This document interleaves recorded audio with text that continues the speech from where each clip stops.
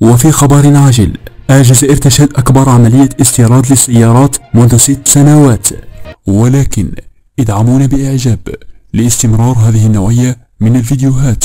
شهدت الجزائر خلال شهر جويلية وأوت تسارع وتيرة استيراد السيارات، حيث حطت الكثير من البواخر في كل من موانئ جنجن ومستغانم، وأفرغت آلاف السيارات. وكانت حصة الأسد من الاستيراد لعلامة فيات الإيطالية بأكثر من 10,000 سيارة، تليها علامة جاك التي استوردت مئات الشاحنات.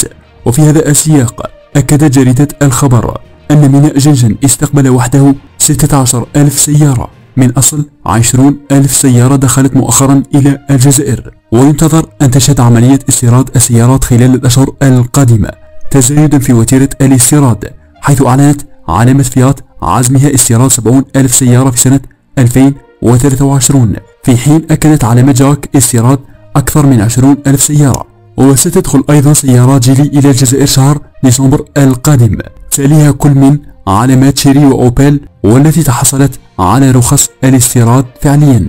وتجدر الإشارة إلى أن الجزائر توقفت عن استيراد السيارات بشكل رسمي من طرف الوكلاء المعتمدين سنة 2017، والاحتفاء بمصانع التركيب التي توقفت هي الأخرى عن النشاط سنة 2020 لتعلن عن دفتر شروط جديد للاستيراد والتصنيع. لا تنسى الصلاة على رسول الله في تعليق.